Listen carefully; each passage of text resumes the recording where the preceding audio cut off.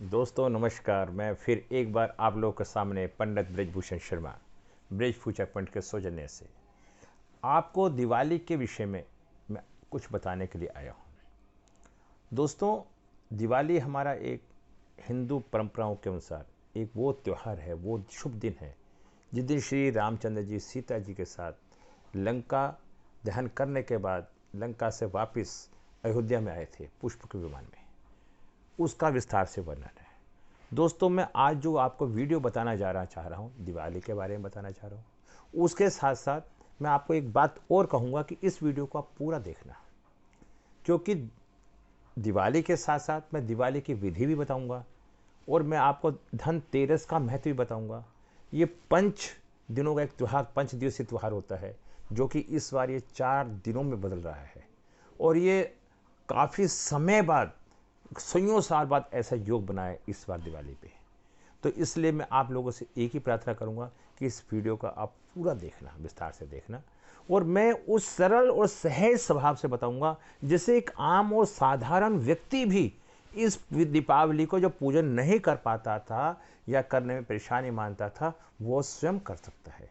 किसी ब्राह्मण के पास जाके या किसी पंडित को बुलाने की आपको आवश्यकता नहीं है। इसका पूजन अगर आपकी सामर्थ्य नहीं है तो आप स्वयं कीजिए। मैं आपको इसके बारे में विस्तार से डिटेल बताना चाहता हूँ। और दोस्तों, इसके साथ मैं एक बात और कहना चाहता हूँ। आप लोग के सहयोग सराहनीय है। आप लोग का इतना उत्साह देख के मेरे मन में बार बार एक एक भाव बदलता जा रहा है, क्योंकि आपने बहुत कम समय में मेरे चैनल को सब्सक्राइब कर करके मुझे उस स्थिति पर ला दिया जहाँ पे पहुँचने के लिए हर आदमी प्रयासरत रहता है। और ईश्वर की कृपा से, आपके सहयोग से आज मैं उस स्थान पर खड़ा हूँ। अब मैं आपको बताना चाहता हूँ दीपावली का त्यौहार। उस दिन रामचंद्र जी सीता जी के साथ लंका से अयोध्या आए थे। उस दिन दिवाली का त्यौहार बनाया जाता है। उस दिन अयोध्या वासियों ने पूरे शहर में दीपों से प्रज्वलित किया गया, क्योंकि राम भगवान थे तो उनके एक स्वागत में हमें दीपमाला का एक व्यवस्था करी गई और एक आनंदपूर्वक दिन बनाया गया। दीपावली के दिन हम क्या करते हैं दोस्तों? दीपावली के दिन शास्त्रों में दरिद्रता खत्म करने के लिए हम अष्ट लक्ष्मी जी की पूजा करते हैं। अष्ट लक्ष्मी जी पूजा कौन कौन सी लक्ष्मी पूजा? महालक्ष्मी की पूजा, धन लक्ष्मी की पूजा, गज लक्ष्मी की पूजा, धान्य लक्ष्मी की पूजा, सनातन लक्ष्मी की पूजा और विद्या लक्ष्मी की पूजा, वीर लक्ष्मी की पूजा, जय लक्ष्मी जी की पूजा। ये 8 तरह की देवियाँ हैं हमारी, उनकी हम पूजा करते हैं तो हम धन धान्य से निपुण हो जाते हैं। दोस्तों, अब मैं आपको थोड़ा सा धनतेरस के बारे में भी वर्णन कर देता हूँ और धनतेरस में एक झाड़ू के महत्व का भी वर्णन कर देता हूँ। धनतेरस वाला दिन कौन सा दिन होता है? धनतेरस का दिन, इस दिन धनवंतरी जी देवताओं की पूजा की जाती है, जो कि आयुर्वेदिक के जनक थे। धन संपन्न, बीमारी, रोग निरोग काया, अगर हम धन्वंतरी जी की पूजा करते हैं और गणेश जी की पूजा करते हैं, लक्ष्मी जी की पूजा करते हैं, तो हमें हर चीज़ में सफलताएं प्राप्त होती हैं। क्योंकि धनतेरस का दिन हमें एक नए सामान, बर्तन या चांदी या पीतल, किसी भी धातु का हम कोई बर्तन अपने घर में लाते हैं और उस बर्तन को अपने घर में लाके हम विराजमान करते हैं और हम धन्वंतरी जी की एक विधि विधान से पूजा करते हैं। उनका जो पूजा करने का समय है 5:28 से लेके 6 PM तक। दोस्तों, इस बार थोड़ा सा फर्क आ रहा है। यम चतुर्दशी, जिसे हम नरक चतुर्दशी भी कहते हैं, शनिवार का दिन यमराज का दिन है। यम चतुर्दशी शनिवार को ही मनाई जाती है, शनिवार को ही दिवाली के दिन बनाई जाएगी। और ऐसा दिन, ऐसा समय पता नहीं सदियों साल के बाद आ रहा है कि शनिवार के दिन ही दिवाली का आयोजन हो रहा है। इस बार हम 13 तारीख को धनतेरस बना रहे हैं। उसके बाद 14 नवंबर को हमारा जो स्थिर लगन आएगा, वर्ष लगन आएगा और सिंह लगन आएगा। वर्ष लगन में हम दीपावली का पूजन करते हैं। आम आदमी का जो पूजन होता है वो वृष लगन में होता है, और जो तंत्र का पूजन होता है वो सिंह लगन में है। मैं आपको बताना चाहता हूँ, अब धनतेरस का मैं आपको एक विशेष बात और जोड़ना चाहता हूँ। हम धनतेरस के दिन हम एक झाड़ू लाते हैं। झाड़ू का क्या महत्व है? झाड़ू को भी लक्ष्मी का रूप कहा जाता है। जब झाड़ू हमारे घर आती है, एक तो झाड़ू की हमेशा इज्जत करनी चाहिए, उसको पैर ठोकर नहीं मारनी चाहिए। झाड़ू को ऐसी जगह रखनी चाहिए जहाँ पे कोई व्यक्ति उसे देख ना सके, क्योंकि झाड़ू भी लक्ष्मी है। जब झाड़ू लगाते हैं, हम घर के हर उस कोने कोने से गंदगी को बाहर निकालते हैं जहाँ पे कि गंदगी हमें दिखाई भी नहीं देती। गंदगी निकालने के पीछे क्या भाव है? कभी कभी हम लोग भ्रमित हो जाते हैं और जानना चाहते हैं कि आज सफाई तो हम रोज करते हैं, ऐसी कोई बात नहीं। गंदगी जहां जम जाती है, कोने कोने से नहीं निकल पाती, जहां गंदगी का वास होता है वह राहु देवता का वास हो जाता है। और जिस घर में राहु देवता का वास हो जाता है वहां पे दरिद्रता आनी शुरू हो जाती है और लक्ष्मी वहां से प्रस्थान करनी शुरू हो जाती है। दोस्तों, बहुत लॉजिकल बात बता रहा हूं मैं आपको। यदि आप रूटीन में भी अपने घर में गंदगी का वास रखते हैं तो आपके घर के अंदर लक्ष्मी का वास नहीं हो सकता। इसलिए धनतेरस का पर्व इसलिए बनाया गया कि दिवाली से पहले, धनतेरस से पहले हम अपने घर की साफ सफाई करें और धनतेरस वाले दिन नई चीजों की खरीदारी शुरू करके हम उन्हें अपने घर में सजाने का, रखने का प्रयास करें। मैंने आपको ये विस्तार से आज मैंने आपको बताना चाहा। अक्सर लोग यहाँ भ्रमित हो जाते हैं कि पूजा क्यों, सफाई क्यों करनी चाहिए, पूजा क्यों करनी चाहिए, झाड़ू क्यों लानी चाहिए। और झाड़ू नहीं धनतेरस वाला दिन लाके और दिवाली वाले दिन उसका इस्तेमाल करना चाहिए, जिससे कि हम अपने घर में, क्योंकि उसे भी लक्ष्मी का रूप कहा गया है। अब मैं इसके साथ आपको अब दिवाली के पूजन के बारे में थोड़ा सा और विस्तार से बताना चाहता हूं, क्योंकि दिवाली का पूजन क्या है और क्यों है और क्यों जरूरत पड़ती है, इस बारे में भी मैं आपको डिटेल में बताने का प्रयास करता हूं। यम का जो दिवा होता है वो साउथ दिशा में होता है। यमराज वो साउथ दिशा को वो करते हैं। लक्ष्मी गणेश पूर्व या पश्चिम में होते हैं। और कभी भी खड़ी लक्ष्मी की पूजा नहीं करनी चाहिए, क्योंकि खड़ी लक्ष्मी समुद्र की बेटी है और वो हमेशा चलती रहती है। यदि वो खड़ी लक्ष्मी की पूजा कर रहे हैं तो ये भी हो सकता है कि वो आपके घर से प्रस्थान करने वाली है। तो हमेशा बैठी लक्ष्मी की ही पूजा करनी चाहिए। लक्ष्मी पूजन का समय मैंने आपको बता ही दिया है। लक्ष्मी पूजन का समय 5:30 से 7:30 तक, एक जो हम वैष्णव लोग होते हैं उनके लिए ये समय रखा गया है, और जो तंत्र के विद्या के जानकार होते हैं उनके लिए हमने 11:30 से 1:30 का इसका समय रखा गया।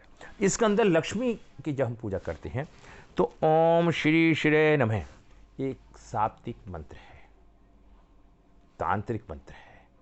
और यदि आप इस मंत्र से को आप बोलने में आपको वो होती है तो एक फिर है ओम श्री हरीम क्लीम श्री सिद्धे लक्ष्मी नमः।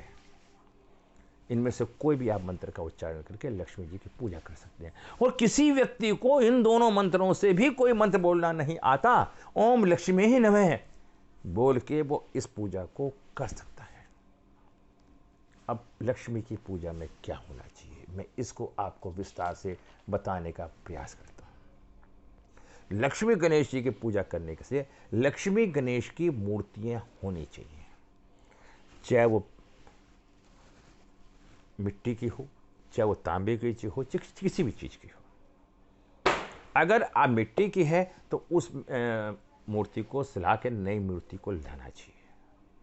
अब जब हमने हनुमान गणेश जी की, लक्ष्मी जी की और यहाँ पे धन्वंतरी जी की भी मूर्ति होनी चाहिए, क्योंकि धन्वंतरी जी पहले हमारा समय बड़ी लक्ष्मी का योग क्या होता था, पहला सुख निरोगी काया।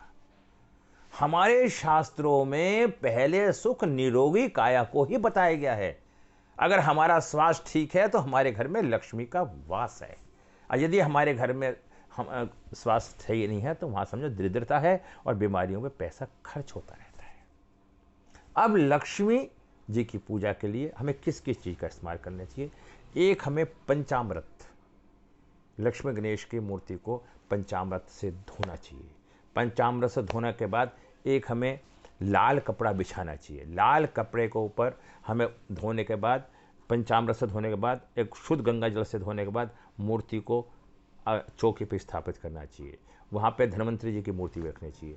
उसमें फूल, कमल का फूल लक्ष्मी का सम्य प्रिय है, गुलाब का फूल, सेंट, सुगंधित सब चीज़ें रखनी चाहिए। पूजा सामग्री, चंदन, अच्छा कमल गट्टे, लक्ष्मी जी की माला है, 7 हल्दी की गांठ, 7 फूल गुलाब के, लौंग, इलायची, मिठाई, पताशे, 21 मिट्टी के दिवे। हाँ, मैं इस दिवे पे एक बात तो बताता हूँ, धनतेरस वाले दिन 13 दिवे और लक्ष्मी जी की पूजा करने वाले दिन 21 दिवे। अब हमें एक वहाँ पे कलश की स्थापना करनी चाहिए, एक मिट्टी का कलश लाना चाहिए और उसके नीचे थोड़े चावल रख के उसके ऊपर कलश की स्थापना करना चाहिए। आम के पत्ते होने चाहिए और यदि किसी के पास धन्वंतरी जी की तस्वीर ना हो तो 2 सुपारी रख लेनी चाहिए और सुपारी पे कलावा बांध के उन्हें धन्वंतरी जी बना के नोट कर लेना चाहिए। कोड़ी होनी चाहिए, गोमती चक्र होने चाहिए और धनिये के बीज होने चाहिए और हत्था जोड़ी होनी चाहिए, हवन पात्र होना चाहिए और लोबान, गूगल, कपूर, ये भी सब होने चाहिए। इन सब का होने के बाद हम विधि विधान से पूजा कर सकते हैं। अब लक्ष्मी कहाँ वास करती है, ये तो आपको मैंने पूजन की विधि बता दी। अब ये बताना चाहता हूं कि लक्ष्मी कहाँ वास करती है। दोस्तों, लक्ष्मी के वास करने के वो स्थान है, मैं आपको विस्तार से बताना चाहता हूं। लक्ष्मी सब में पहले वहां वास करती है जिस घर का व्यक्ति सूर्य उदय होने से पहले उठता है और स्नान करके सूर्य अर्घ देता है, क्योंकि लक्ष्मी वहां वास करती है जहां पे सफाई और व्यक्ति के अंदर सफाई और घर के अंदर दोनों में जगह सफाई हो। नंबर 2, लक्ष्मी वहां वास करती है जहां पे नारी का सम्मान हो, शिष्टाचार हो, घर में मर्यादाओं में रहता हो, वहां पे भी लक्ष्मी का वास होता है। लक्ष्मी हमेशा वहां वास करती है जहां का वातावरण शांत, प्रिय, सौम्य हो, जहां पे ऊट पटांग, गाली गलोच या अभद्र व्यवहार होता है, वहां लक्ष्मी का वास नहीं होता। मैं आपको इसके बाद बताऊं, लक्ष्मी वहां भी वास करती है जहां पे शिष्टाचार, इज्जत से माता पिता की सेवा की जाती हो। इसी तरह से कुल मिला के लक्ष्मी जी का वहां वास है जहां सभ्यता का परिचय है, शांत वातावरण है। अब मैं आपको इसके बाद एक बात और बताना चाहता हूं। अक्सर हम जब लक्ष्मी जी की पूजा करते हैं तो हम कुछ गलतियां कर जाते हैं, कुछ कमी करते हैं। अक्सर हम ताली बजा कर पूजा करते हैं, ये गलत है। लक्ष्मी जी की पूजा मतलब हमें लक्ष्मी जी से हमें धन लेना है तो हम जब झोली पसारनी पड़ेगी। जब हमारी झोली होगी तो लक्ष्मी जी उसमें कुछ देंगी। हमेशा हमें शांति से कुल्लू बना के से हाथ करनी चाहिए और आरती में हमें घंटी हा हुल्ला नहीं करना चाहिए, क्योंकि जब लक्ष्मी घर में आती है, अगर हम लोगों को ये बता दें कि लक्ष्मी है तो वो लक्ष्मी हमारे घर रुकती ही नहीं है, लोग ईर्ष्या और करने पड़ते हैं। तो लक्ष्मी की पूजा करने से पहले हमें शांति का वातावरण करना चाहिए जिससे लक्ष्मी माता वहाँ पे आए और शांति देख के वहाँ पे विराजमान हो जाए। अब मैंने आपको लक्ष्मी जी की पूजा के बारे में भी आपको विस्तार से वर्णन कर दिया है। दोस्तों, बताने को तो अभी बहुत कुछ है, लेकिन समय को अब आपको देखते हुए मैं अब आगे की बातें आपको विराम लगाता हूँ। अगर हो सका तो मैं एक एक राशि वाले को कौन कौन सी पूजा दिवाली के दिन करनी चाहिए उसका विस्तार से मैं अगली वीडियो में आपको देने का प्रयास करूंगा। और मैं आप लोगों से उम्मीद रखूंगा, कल्पना करूंगा कि आप इसे विस्तार से देखें और उसे विस्तार से देखने के बाद हमारे चैनल को आप सब्सक्राइब करें। पता नहीं इसके द्वारा किसका भला हो, किसका। और दूसरा, जो आप सब्सक्राइब करेंगे तो मेरी हर वीडियो आपके पास ऑटोमेटिक यथावत आपको मिल जाएगी, जिससे आपको एक आनंद की अनुभूति होगी। दोस्तों, एक बात और बता देता हूं आपको हल्की सी। मावस के दिन ही दिवाली का पूजन क्यों होता है? ये इस दिन तांत्रिक क्यों तंत्र विधियों का ज्यादा इस्तेमाल करते हैं? क्योंकि मैं बहुत शॉर्ट में बताता हूं, मावस के दिन चंद्रमा की स्थिति अपने बिल्कुल 0 डिग्री में होती है और उस व्यक्ति की मानसिकता इतनी प्रबल होती है, वो जिस चीज पे भी चिंतन करता है और वो चिंतन उसका यथावत निपुण होता है, उसमें कामयाब होता है। तो आपने देखा होगा जितने भी संत अघोरी होते हैं सब या तंत्र वाले होते हैं, सब दिवाली के दिन ही पूजन करते हैं, अमावस के दिन पूजा करते हैं, तंत्र विद्या से पूजा करते हैं। दोस्तों, मैं आपको ये तो सारी बातें बता ही चुका हूँ। अब हम एक दिवाली को तंत्र पूजा करते हैं, जो इसका समय 11:30 से 1:30 बजे तक का होता है। उसके अंदर किसी की भी कोई इच्छा मुराद या कष्ट, ऋण निवारण या कोई भी समस्या होती है, संतान का ना होना, संतान के संबंधित परेशानी या धन से संबंधित परेशानी या रोजगार से परेशानी या ओपरी पराई या किसी के तंत्र बाधा होती है, अगर वो व्यक्ति हमारे साथ हमारी इस पूजा में शामिल होना चाहता है और उस पोटली को प्राप्त करना चाहता है जिस पोटली के द्वारा आपका कल्याण हो, तो हम दिवाली पे एक पोटली देते हैं। तो वह व्यक्ति हमसे कांटेक्ट कर सकता है, हमारे नंबर लिखे हुए हैं, उन नंबर पे कांटेक्ट करके हमसे बात कर सकता है। तो हम आप वो पोटली आपके एड्रेस पे कोरियर कर देंगे। हमें उस पोटली के लिए हमसे कांटेक्ट करना पड़ेगा, जिससे कि वो पोटली हम आपको आपके एड्रेस पे भेज देंगे। आप समय से पहले हमें अपने नाम लिखवाने का कष्ट करें।